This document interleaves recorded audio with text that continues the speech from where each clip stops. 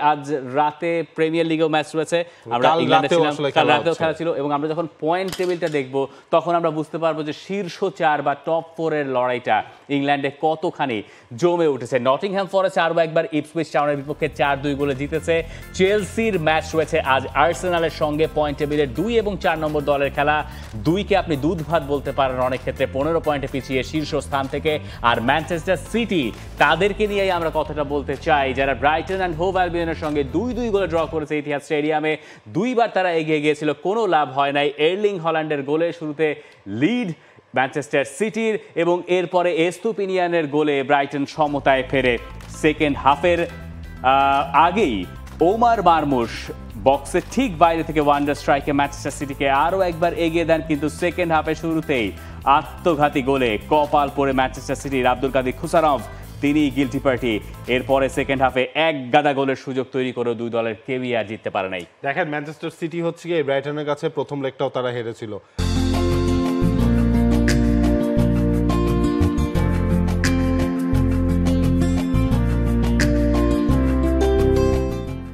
প্রথম লেগ হারের পর এই লেগে হচ্ছে আপনার শুরুটা তো ভালো করলো, কিন্তু আপনি মানে কোনো এক জায়গায় ওই মিসিং, যেটা হচ্ছে ম্যানচেস্টার সিটির হচ্ছে লাস্ট 3 মাস 4 মাসে হচ্ছে আমরা দেখলাম সেই মিসিং ফ্যাক্টরটা এই ম্যাচেও আসলে আলটিমেটলি কাজ করেছে। এবং আপনি যখন ব্রাইটনের এগেনস্টে আপনি আবারও পয়েন্ট হারালেন, তখন আসলে জিনিসটা কি হয়, আপনার ওই টপ 4-এ থাকার রেসটাই কিন্তু আপনি আরও জমিয়ে তুলেছেন। এবং ম্যানচেস্টার সিটির ক্ষেত্রে এবার আপনার পুরো দেখেন, মানে একটা ম্যাচ জিততেছে, একটা ম্যাচ পয়েন্ট হারাচ্ছে, মানে এই বৃত্তেই আসলে ম্যানচেস্টার সিটি শেষ 4 ম্যাচে 4 পয়েন্ট। আর গার্দিওলা আগের সপ্তাহে বলেছিলেন না যে টপ 4 আকাশ থেকে পড়বে না, এই সপ্তাহে আবার তাকে জিজ্ঞাসা করা হলো যে টপ 4 তো পড়বে না আকাশ থেকে, তো কি হবে এখন, টপ 4 তো ঝুলে যাচ্ছে। তো তখন তিনি বলতেছেন যে তিনি কনফিডেন্ট তার দলের পক্ষে সম্ভব। 9টা ম্যাচ বাকি আছে, 9টা ফাইনালের কথা তিনি বলছেন। 9টা ম্যাচই এখন তার কাছে ফাইনাল, তিনি সেটা বলছেন। আর তো কিছু বাকিও নাই ম্যানচেস্টার সিটির জন্য। সেই হিসাব থেকে আপনি যদি বিচার বিবেচনা করেন বাকি আছে, তাহলে আপনাকে বলতে হবে যে ম্যানচেস্টার সিটি যদি এইবার চ্যাম্পিয়ন্স লিগের জন্য কোয়ালিফাই করতে না পারে, আমরা ধরে নিচ্ছি 5টা পজিশন থাকবে, তাহলে এইটা হবে বোধহয় চূড়ান্ত ব্যর্থতা। এক্স্যাক্টলি, এর চেয়ে ভালো শব্দ আর ব্যবহার করা যেত না।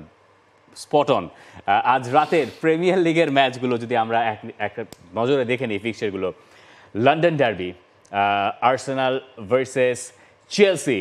আগের বার আমরা দেখেছি আর্সেনাল 5-0 গোলে ডুবিয়েছিল চেলসিকে। ফুলহ্যাম টটেনহ্যাম, আরও এক match Leicester city Manchester United, ওটা আরেকটু গভীর রাতে। আর্সেনাল চেলসির ম্যাচটা হচ্ছে ওই চেলসির জন্য টপ 4-এর জায়গাটা সিকিউর করার একটা বড় সুযোগ তাদের রয়েছে। নটিংহ্যামের সাথে পয়েন্টের ডিফারেন্সটা কমানোর সুযোগ রয়েছে। চেলসি এই কাজটা আসলে করতে চায়, এবং চেলসিও তো ভালো ফর্মে নাই। চেলসি যদি টপ 4-এ না থাকে, তাহলে চেলসির জন্য এটা একটা বড় সেটব্যাক না? বড় সেটব্যাক, কারণ হচ্ছে এই সিজনের শুরুতে তারা টপ 4-এ থাকবে কেউ ভাবে নাই, কিন্তু ওই রাস্তাটা তারাই ক্রিয়েট করেছে। এখন তারা নিজেরাই আসলে ছিটকে যাওয়ার দ্বার প্রান্তে রয়েছে। এবং আর্সেনালের জন্য এই ম্যাচটা কোথায় ইম্পর্টেন্ট দেখেন, রাহিম স্টার্লিং এই ম্যাচ খেলতে পারবেন না, কারণ আপনি প্যারেন্ট ক্লাবের এগেইনস্টে আপনি নামতে পারবেন না। গ্যাব্রিয়েল মার্টিনেলি লাস্ট 2টা ম্যাচ তিনি হচ্ছে তাকে সাবস্টিটিউট হিসেবে কিন্তু অল্প অল্প করে ইউজ করা হয়েছে। তাকে আজকের ম্যাচে কি আরও একবার ইউজ করবেন? এছাড়া আসলে উপায়টা কি? হ্যাঁ, আপনি লিয়ান্ড্রো ট্রসার্ডকে হচ্ছে লেফট সাইডে খেলিয়ে আপনি হচ্ছে আপাতত আরও একটা ম্যাচ আপনি অ্যাটাকিং থার্ড মিকেল মেরিনোকে দিয়ে কাজ চালাতে পারবেন, কিন্তু আমার মনে হয় মার্টিনেলি আস্তে আস্তে যতটুকু ফিট হয়ে যাবেন আর্সেনালের জন্য সেটা প্লাস পয়েন্ট রিয়াল মাদ্রিদের এগেইনস্টে ম্যাচের আগে। আর্সেনালের আছে শুধুমাত্র চ্যাম্পিয়ন্স লিগ, এই লিগে আসলে পাওয়ার মতো তেমন তাদের কিছু সেই অর্থে নাই, কিন্তু সুযোগ একটা যে লিভারপুলের সঙ্গে ব্যবধানটা একটু কমিয়ে নেওয়ার। লিভারপুলের হাতে থাকা যে ম্যাচটা ছিল সেটা তারা খেলেও ফেলেছে, আজ খেললে আর্সেনালের সমান সমান হবে। আর চেলসি যদি হেরে যায়, চেলসি টপ 4টা শঙ্কায় পড়ে গেলে সেটা চেলসির জন্য ভালো কিছু না। কোল পালমার গত 8টা-9টা ম্যাচ ধরে গোল করতেছেন না, তাকে না পেলে পরে চেলসির কাছ থেকে আমরা গোল ওই অর্থে দেখি না। একটা 50-50 ম্যাচ। এবং আপনার কোল পালমার মনে হয় 29+ শটস অন টার্গেট, সে শটস নিয়েছে কিন্তু সে গোল পাচ্ছে না। আগে সপ্তাহে একটা প্রথমবারের মতো ক্যারিয়ারে পেনাল্টিও মিস করলেন, তাই না? তো বলেন, প্রেডিকশন বলেন। আর্সেনালের মাঠে খেলা তো আর্সেনাল আর্সেনাল আর্সেনাল আর্সেনাল 2-1 অথবা ড্র। না, আমার মনে হয় আর্সেনাল ম্যাচটা জিতবে। ঝুলিয়ে রাখলাম। যাই হোক, আর ম্যানচেস্টার ইউনাইটেড লেস্টার সিটি এটা আসলে মানে unpredictable parent club Manchester United. আর আমি হচ্ছে লেস্টার সিটিকে সাপোর্ট কথা দিতে পারি যে বিমানে থাকা অবস্থায় হামজা চৌধুরী বসে বসে লেস্টার সিটির ম্যাচ দেখবেন, এটা আপনি লিখে রাখতে পারেন, ঠিক আছে? হ্যাঁ, কারণ হচ্ছে সময় ব্যবধান হচ্ছে, তখন তিনি ফ্লাইটেই থাকবেন আলটিমেটলি, এবং ওই জন্য হামজার জন্যই আসলে লেস্টার সিটিটাকে সাপোর্ট করব।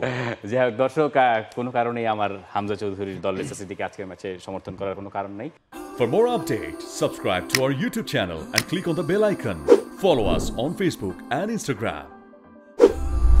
Download T-Sports app to enjoy exciting games and highlights. Visit tsports.com.